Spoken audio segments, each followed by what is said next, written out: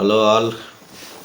So ఈ మధ్య కాలంలో చూస్తే కొంతమంది ఈ సాఫ్ట్వేర్ రంగంలో ఉన్న సీఈఓలు లేకపోతే ఎక్స్ సీఈఓలు చెప్పేది ఏంటంటే పని గంటలను పెంచడం ప్రతి వారం. ప్రస్తుతానికి అది 40 గంటలు అఫీషియల్గా ఉంది ఇండియాలో. కానీ అన్అఫీషియల్గా ఎంత ఉందో మనకి ఎవరికి తెలియదు, అది చేసే వాళ్ళకే తెలుస్తుంది. బట్ వీళ్ళు అఫీషియల్గా కూడా దాన్ని ఒక ఆయనేమో 70 అవర్స్ అని చెప్తాడు, ఒక ఆయనేమో 90 అవర్స్ అని చెప్తున్నారు. సో ఇన్ఫోసిస్ నారాయణమూర్తి ఏమో మినిమం 70 అవర్స్ అన్నా చేయాలి అంటాడు, లేకపోతే ఎల్ఎన్టీ చీఫ్ సుబ్రహ్మణ్యం ఏమో 90 అవర్స్ చేయాలి. అసలు ఇంట్లో కూర్చొని ఏం చేస్తారు, భార్య పిల్లల మొక్కలు చూస్తా ఏం చేస్తారు, పని చేసుకోవడం బెటర్ దానికంటే అని చెప్తున్నారు. అసలు వీళ్ళంతా ఏం చెప్తున్నారు అంటే ఈ మనుషులుగా పుట్టింది జస్ట్ పని చేసి చేసి చేసి చేసి చేసి ఏదో కంపెనీకి కంట్రిబ్యూట్ చేసి ఫైనల్గా చచ్చిపోవడం అంతే. నా ఇంకేం చెప్పేది, మనిషికంటూ ఒక వ్యక్తిగత జీవితము, కుటుంబము, భార్య పిల్లలు, ఇంకా ఏ విధమైన ఇతర వ్యాపకాలు ఏమి ఉండవా? ఏదో సంస్థలో చేరడము, ఆ సంస్థకు రిటైర్ అయ్యేలాగా కంట్రిబ్యూట్ చేయడము, తర్వాత రిటైర్ అయిపోయిన తర్వాత ఇంకేం చేయాలో తెలియక నానా రకాల రోగాలతో బాడీ సహకరించక జెండా ఎత్తేయడం.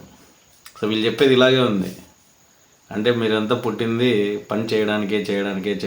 వీళ్ళు ఏదో ఎగ్జాంపుల్స్ ఇస్తున్నారు మళ్ళీ. జపాన్ కానీ లేకపోతే ఇతర దేశాలు ఎలా వృద్ధిలోకి వచ్చాయి అంటే సెకండ్ వరల్డ్ వార్లో తీవ్రంగా దెబ్బతిని కూడా తర్వాత ఉవ్వెత్తున ఎలా లేచి నిలబడ్డాయి అనే దానికి ఎగ్జాంపుల్ చెప్తున్నారు.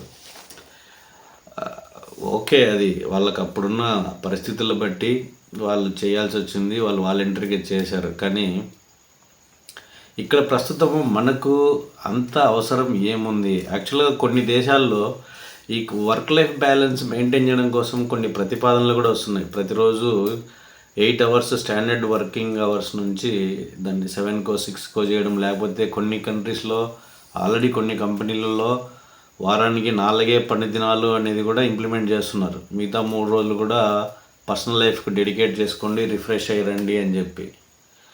కానీ ఇక్కడ విచిత్రంగా మనకు మాత్రం వీళ్ళు ఇప్పుడున్న పని గంటలను డబల్ చేయండి, 2x ప్లస్ సంథింగ్ చేయండి అని చెప్పి చెప్తున్నారు. ఆల్రెడీ ఇప్పుడున్న ఈ సాఫ్ట్వేర్ రంగంలో ఉన్న ఈ ప్రెషర్కి, నాట్ ఓన్లీ సాఫ్ట్వేర్, మీరు ఏ బ్యాంకింగ్ రంగం చూసినా, ఎనీ ప్రైవేట్ సెక్టర్ చూసినా, అక్కడున్న టార్గెట్స్కి దాన్ని ఎలా మీట్ అవ్వాలో తెలియక తల బద్దలు కొట్టుకుంటూ రాత్రింబవళ్ళు పనిచేస్తూ ఆల్రెడీ పిచ్చోళ్ళు అయిపోతున్నారు. చాలామందికి మానసిక రుగ్మతలు వస్తున్నాయి. అలాగే ఈ శారీరకంగా కూడా చాలా తక్కువ వయసులోనే ఇబ్బందులు ఫేస్ చేస్తున్నారు. అంటే బ్యాక్ పెయిన్ కానీ లేకపోతే ఈ రిపిటేటివ్ స్ట్రెయిన్ ఇంజురీస్ వల్ల కానీ చాలామంది సఫర్ అవుతున్నారు. ప్రాపర్ డైట్ లేక, వర్కౌట్స్ లేక, ఆల్వేస్ ఆ క్లోజ్డ్ ఎన్విరాన్మెంట్లోనే సన్లైట్ అనేది చూడకుండా వర్క్ చేయడం వల్ల చాలా రకాల ఇబ్బందులు ఫేస్ చేస్తున్నారు. దానికి తోడు yearly targets year on year చాలా అగ్రెసివ్గా పెడుతున్నారు. అవి మీట్ అవ్వడానికే నానా అష్ట కష్టాలు పడుతున్నారు. అంటే అఫీషియల్గా 40 అవర్స్ పనిచేస్తూ అన్అఫీషియల్గా ఇంటికి వచ్చిన తర్వాత రాత్రి 11 దాకా 12 దాకా పనిచేసి వీకెండ్స్ పనిచేసి ఆ టార్గెట్స్ మీట్ అవ్వడానికి అష్ట కష్టాలు పడుతున్నారు. దానికి తోడు వీళ్ళ జీవితంలో ఎలాంటి సెలబ్రేషన్స్కి కూడా అవకాశం ఉండదు.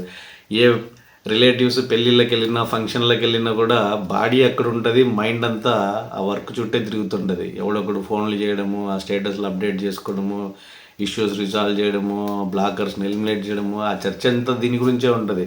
వీడి పేరుకి అక్కడ ఉంటాడు కానీ వీడి థాట్స్ అన్నీ అక్కడే ఉంటాయి. సో ఇలా జీవితాలు గడుపుతున్నారు. ఏదో డబ్బులు వస్తాయి, ఆ డబ్బుల్ని రకరకాల ఈఎంఐలు కట్టుకోవడంలో అన్ని ప్లాన్లు చేసేసి చివరికి వీడికి మిగిలేది ఏముండదు, శ్రమ తప్ప. ఇలాంటి పరిస్థితుల్లో ఉన్నారు. ఇప్పుడు వచ్చి ఇంకా 70-90 పని చేయమంటున్నారు. అసలు ఆల్రెడీ చాలామంది మెంటల్గా కూడా డిస్టర్బ్ అయి ఉన్నారు. దేని మీద ఫోకస్ చేయలేక, ఏ పనిని కూడా అనుకున్న విధంగా పూర్తి చేయలేక, ఫ్యామిలీతో క్వాలిటీ టైం గడపలేక ఇబ్బందులు పాలవుతుంటే ఇప్పుడు అఫీషియల్గా 70-90 అవర్స్ చేస్తే ఇంకా ఊహించుకోండి పరిస్థితి ఎలా ఉంటుందో. వీడు గుడ్ ఫర్ నథింగ్ అవుతాడు, ఇంకా దేనికి పనికిరాడు. ఇప్పుడన్నా అట్లీస్ట్ 60 ఇయర్స్ దాకా చిన్న చిత్కా రోగాలతో ఎట్లా నెట్టుకుని వస్తున్నాడు. ఇప్పుడు 70-90 పెడితే 30+ ఇయర్స్కే సర్వ రోగాలతో కష్టాలు పడే స్థాయికి వస్తారు వీళ్ళు. సో ఇవన్నీ వీళ్ళు దేనికోసం ఫోర్స్ చేస్తున్నారు? పోనీ ఇప్పుడు ఈ చేసేది ఏదో సొంత బిజినెస్ కోసం చేస్తున్నామంటే ఎండ్ ఆఫ్ ద డే అదొక ఫీల్ ఉంటుంది. ఓకే, నా అప్బ్రింగింగ్కి నేనే చేసుకున్నాను, నా గ్రోత్ కోసం నేను చేసుకున్నాను అనే ఫీల్ ఉంటుంది. కానీ వీళ్ళు చేసేది ఎక్కడ? ఏదో ఆర్గనైజేషన్లో చేస్తారు. పోనీ వీళ్ళు చేసే పనికి తగిన ప్రతిఫలం వస్తుందా అంటే అది రాదు. ఇప్పుడు వీళ్ళు చెప్పే ఇన్ఫోసిస్లో ఈయన సుబ్రహ్మణ్యం చెప్పే ఎల్ఎన్టీలో కూడా నార్మల్ ఎంప్లాయీకి ఎగ్జిక్యూటివ్స్కు మనము శాలరీ చూస్తే ఎంత డిస్క్రిపెన్సీ ఉంటుందంటే వీడికి పీనట్స్ ఇస్తారు, ఎగ్జిక్యూటివ్స్ మాత్రం ఇంకా లెక్క ఉండదు అసలు. మరి ఇంత కంట్రిబ్యూట్ చేసినా వీడికి ఎందుకు రాదు ఆ రివార్డ్? సో ఆ డిస్క్రిపెన్సీ చూస్తే ఇయర్ ఆన్ ఇయర్ ఇట్లా గ్యాప్ ఇట్లా వైడ్ అయితేనే ఉంది. అంటే ఒక 15 years బ్యాక్ ఒక ఫ్రెషర్కు ఎంత ఇస్తున్నారో దాంట్లో గ్రోత్ ఎంత ఉంటుంది? 10-30% ఉంటుంది. అదే ఒక ఎగ్జిక్యూటివ్స్కు 15 years బ్యాక్ ఎంత వస్తున్నది, ఇప్పుడు ఎంత ఇస్తున్నారో చూస్తే కళ్ళు తిరిగిపోతాయి అసలు. వాడికి ఉన్న ఫెసిలిటీస్కి, వాడికి ఇచ్చే ప్రొవిజన్స్కి అసలు నక్కకు నాగలోకానికి ఉన్నంత తేడా ఉంటుంది. ఒక నార్మల్ ఐటీ ఎంప్లాయీకి అందులో ఉన్న ఎగ్జిక్యూటివ్స్కు మన శాలరీ డిఫరెన్స్ చూస్తే. మరి వీడు ఎందుకు అంత కష్టపడి పని చేయాలి? 70 hours 100 hours? End of the day వీడికి ఏమొస్తుంది? బాడీ అలసిపోవడము, మైండ్ దెబ్బతినిపోవడం తప్ప వీడికి మానిటరీ పరంగా ఏం బెనిఫిట్ వస్తుంది? సో ఇంకా మోటివేషన్ ఎక్కడ ఉంటుంది వీళ్ళకి? వీళ్ళు చెప్పే ప్రకారం ఇలా పని చేయాలి అని చెప్పి ఇంత కష్టపడి పని చేసిన తర్వాత రేపు వీడికి ఏమన్నా ప్రాబ్లమ్స్ వస్తే హూ విల్ టేక్ కేర్? పోనీ వీడు ఇంత లాయల్గా పనిచేస్తున్నాడని చెప్పి ఏ కరోనా లాంటి సిచ్యువేషన్ వస్తే వీళ్ళని స్పేర్ చేస్తున్నారా? ఆ పింక్ స్లిప్ ఇచ్చి ఈజీగా బయటకు పంపిస్తున్నారు. ఏమంటే వీఆర్ కంట్రోలింగ్ అవర్ కాస్ట్ అంటున్నారు. లేదా ఇయర్ ఆన్ ఇయర్ పర్ఫార్మెన్స్ బేస్తో కొద్దిమందిని మేము రిటైన్ చేస్తాము, కొద్దిమందిని తొలగిస్తాము, అది మా పాలసీ అంటారు. మరి సో మొత్తం ఈ ఎంటైర్ ప్రాసెస్లో కూడా విక్టిమ్ ఎవడు అంటే ఆడు ఎంప్లాయీ. వాడికి ఏ భద్రత ఉండదు, వాడిని ఎవడు ఓన్ చేసుకోడు. అవుట్పుట్ తెప్పించుకోవడానికి కోసం మాత్రం అందరూ వాడిని రుద్దేస్తారు. ఫైనల్గా వీళ్ళకి ఎలాంటి మెజర్స్ తీసుకోవాలన్నా ఫస్ట్ టార్గెట్ కూడా వాడే. మరి ఇలాంటి మోస్ట్ అన్ప్రెడిక్టబుల్ అన్సర్టైన్ సిచ్యువేషన్స్లో పనిచేసే ఈ ఎంప్లాయీకి ఇంకా మోటివేషన్ ఎక్కడి నుంచి వస్తుంది? ఇవన్నీ ఆలోచించాలి. వాళ్ళ కడుపు నిండిన వాళ్ళు ఏమైనా చెప్తారు, సూక్తులు విపరీతంగా చెప్తారు. నాది కాకపోతే ఎక్కడ దాకమైనా దేకమని చెప్తాము. రియల్గా పనిచేసేవాడికి వీళ్ళు ఏ విధంగా భరోసా ఇస్తున్నారు, లేకపోతే కాంపెన్సేషన్ పరంగా ఎలాంటి కరెక్షన్ చేస్తున్నారు మార్కెట్ స్టాండర్డ్స్ ప్రకారం, ఇవన్నీ ఎప్పుడు ఆలోచించరు వీళ్ళు. ఈ ఎగ్జిక్యూటివ్స్కున్న పిచ్చే ఒకటి ఏంటంటే ఎంతసేపు మార్కెట్లో మన షేర్ వాల్యూ ఎంత ఉంది, ఆ షేర్ వాల్యూని మెయింటైన్ చేయడం ఎలా, లేకపోతే ఇన్వెస్టర్స్కు గ్రోత్ చూపించడం ఎలా, this all at the cost of employees life. అసలు employee is nobody in this game. ఇన్వెస్టర్కి అవసరం లేడు, ఈ ఎగ్జిక్యూటివ్కి అవసరం లేదు. వాడు ఈ తాజ్మహల్కు రాళ్ళెత్తిన కూలీలాగా వాడు ఒక బకరా అంతే. వీళ్ళు ఆ బకరాలు చేస్తున్నారు. ఇప్పుడు ఫర్ ఎవర్ బకరాలుగా ఉండమంటున్నారు. ఇంకా ఇంతకంటే వాస్ట్ సిచ్యువేషన్లో పనిచేసి ఇంకా ఎదవలవడానికి ప్రోత్సహించినట్టే ఉంది వీళ్ళు చెప్పే పాలసీ ప్రకారం చూస్తే. అంటే ఇంకా మనిషి అయి పుట్టినోడికి ఇంకా ఎలాంటి రీజను లేదు. వాడు ఓన్లీ పని చేసి సావడం అంతే. ఇంకా వాడి లైఫ్కు ఇంకే పరమార్థం లేదు. వాడు ఓన్లీ ఇందుకే పుట్టాడు, వాడు ఇదాగే లైఫ్ లీడ్ చేయాలి అన్నట్టు చెప్తున్నారు వీళ్ళు. సో కడుపు నిండినోడు ఎన్నైనా చెప్తాడు. ఇప్పుడు వృద్ధనారి పతివ్రత అని ఒక పనికి పాతది ఒక సామెత ఉంటుంది. వీడు పనిచేసే కాలంలో ఎలా పనిచేశారో ఎవరికీ తెలియదు. కానీ ఇప్పుడైతే గొప్పలు చెప్పుకుంటారు, ఎందుకంటే వాళ్ళు ఏదో లైఫ్లో అచీవ్ చేశారు కాబట్టి గొప్పలు చెప్పుకుంటారు. అది మనం వినక తప్పదు.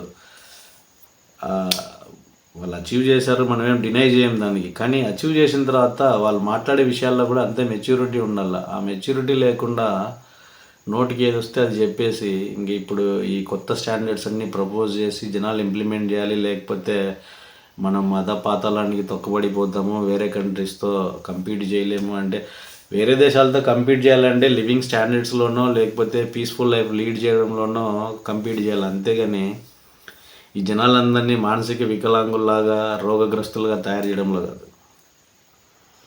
అది అందరూ ఆలోచించాలి. ఏదో వాళ్ళు చెప్పడానికి బాగుంది కదా అని చెప్పారు, కానీ ఇన్ రియాలిటీ అది చాలా వరస్ట్గా తయారవుతుంది. ఇప్పుడు జపాన్ వీళ్ళు ఏదైతే ఎగ్జాంపుల్గా కోట్ చేస్తున్నారో అక్కడ జనాల మైండ్ సెట్ అంతా ఇలా వర్క్ పైన ట్యూన్ చేసి వాళ్ళు నెక్స్ట్ జనరేషన్ అనేది లేకుండా ఇప్పుడు స్ట్రగుల్ అవుతున్నారు. మొత్తం ఆ దేశంలో ఉన్న జనాభాలో 60-70% అంతా ముసలి వాళ్ళే ఉన్నారు. అసలు వాళ్ళ పిల్లల్ని కనడానికి కూడా ఇంట్రెస్ట్ చూపట్లేదు, ఆ పనిలో పడిపోయి. ఇప్పుడు వాళ్ళకి షార్టేజ్ ఉంది, వాళ్ళకి యూత్ పవర్ లేదు అక్కడ. సో నెక్స్ట్ ఆ దేశానికి థ్రెట్ ఉంది. నెక్స్ట్ జనరేషన్ అక్కడ లేకపోవడం వల్ల అసలు ఆ దేశం ఫ్యూచర్ ఏమవుతుందో కూడా తెలియదు. సో ఏదైనా కూడా బ్యాలెన్స్డ్గా చేయాలి. అతి సర్వత్రా వర్జయేతని ఊరికే చెప్పరు. ఏదైనా కూడా టూ మచ్గా చేస్తే తొందరగా రన్అట్ అయిపోతాం. ఈవెన్ మెషిన్స్ కూడా నాన్ స్టాప్గా ఫర్ ఎవర్ రన్ చేయలేవు. వాటికి కూడా రెగ్యులర్ ఇంటర్వెల్స్లో సర్వీసింగ్ ఉండాలి. సేమ్ మనిషి కూడా, ఈ మనిషికి 40 గంటలు చేసి ఆడ అన్అఫిషియల్గా అది 50+ ఉంటుంది. But still some of people are managing. వాళ్ళని అలా వదిలేయాలి, అంతేగాని ఇప్పుడు 70 hours 90 hours పెట్టి దాన్ని అన్అఫిషియల్గా 100+ hours చేస్తే వాడు 30 years సర్వీస్ చేయాల్సిన వాడు 10 yearsకి అవుట్ అయిపోతాడు. ఇంకా వాడు ఇంకా that person will not be fit for anything. So వీళ్ళు ఫైనల్గా అలా చేసి మొత్తం దేశాన్ని నిర్వీర్యం చేసేంత వరకు ఊరుకోరు ఇలాంటి దిక్కుమాలిన సలహాలు ఇచ్చి.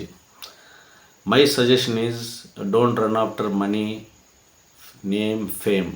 Lead a peaceful life, dedicate quality time to your family and enjoy your life, but not at the cost of losing everything just to get name and fame.